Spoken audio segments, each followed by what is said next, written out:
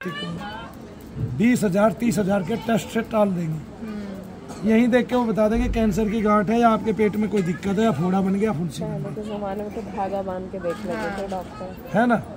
ये हमारी विधि है। यहाँ से वात का, पित्त का, कफ की नाड़ी का पता चलता है। हो गया।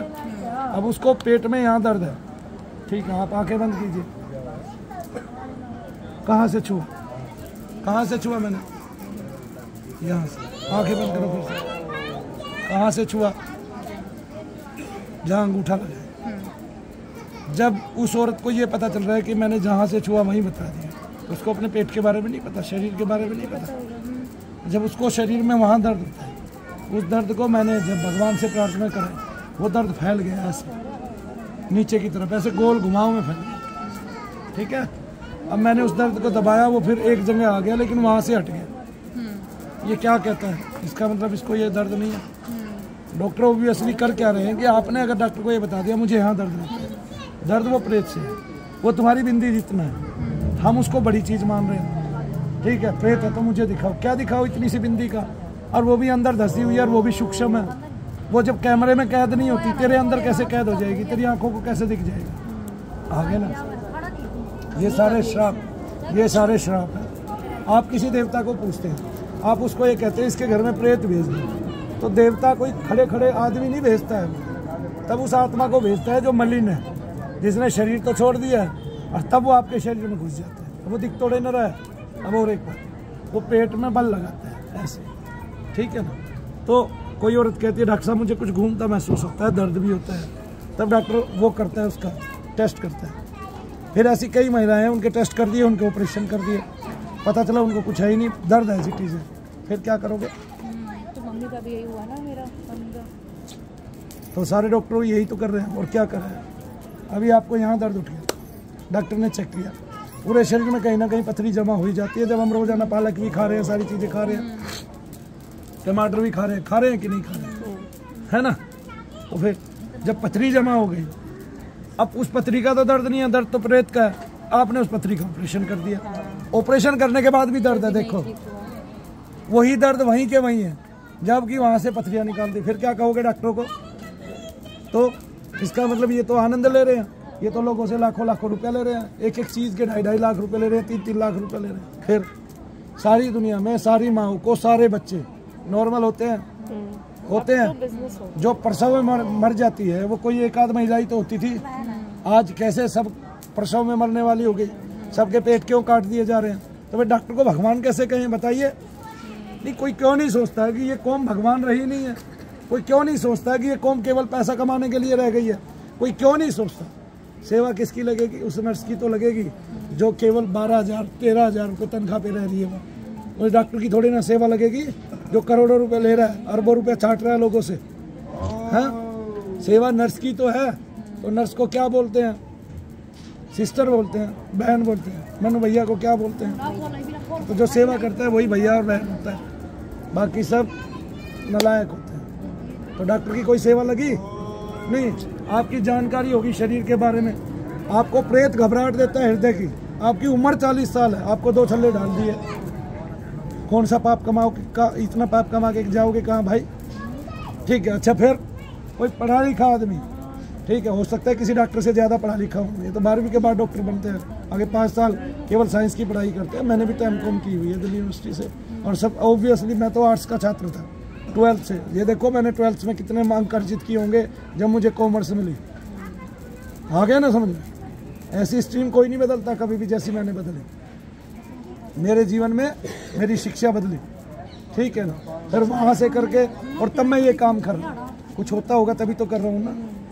किसी लड़की का सर घूमता है, ये उसका कारण तो जानना नहीं चाहते, ठीक है ना। आगे ना, ऑब्वियसली इनके दिमाग लुंज हो गए, ये इसको ढोंग ढकोसला मारने लगे। आपका सर घूम रहा है, ये नहीं जानना चाहते कि इस भारतीय लड़की का सर क्यों घूम रहा है।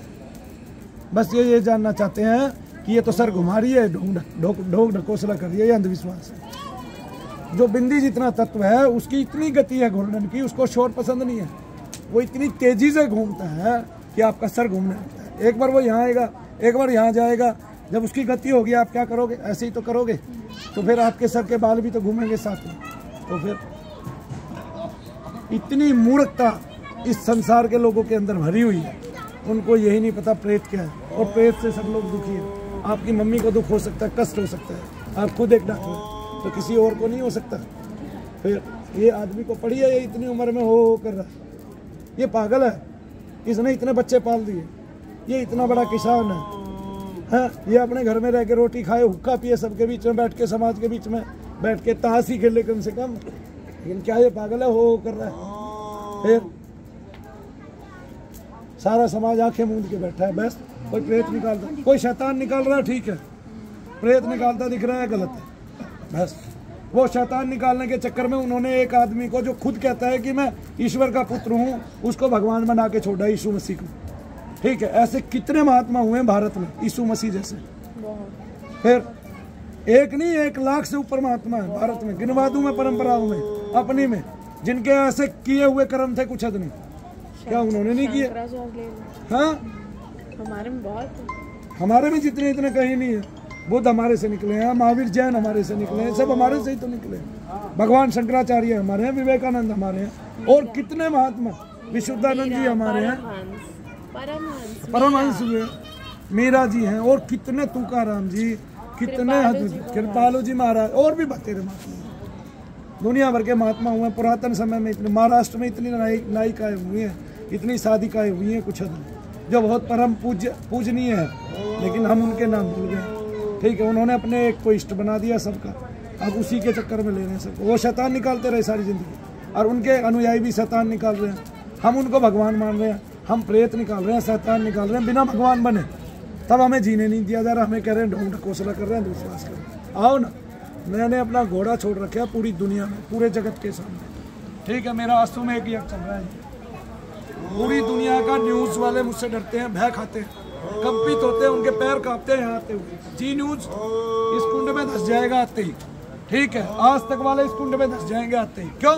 सत्य दिखाने की ताकत नहीं है उनकी आंखों में, सत्य बस ही नहीं सकता, वे सत्य को झेल नहीं सकते। सत्य बड़ा कड़वा है, कठिन है सत्य के मार्ग पे चलना। मैं भी तो चल रहा हूँ ना, मुझे पता है मैंने कितना विरोध झेला है संसार का। ये आ रहा है, इसमें पैर कटते हैं, आए ना समझ में। अच्छा करो फिर तो खींचेंगे लोग, है ना।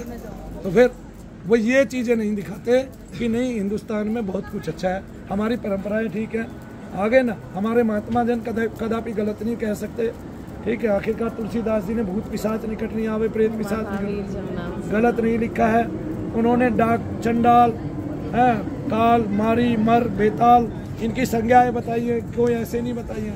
पिशाच होते हैं तभी तो बताइए, ठीक है। उनसे पहले वेद व्यास जी ने सारे पुराणों में लिखा है, हम उनको जला दें इसका मतलब।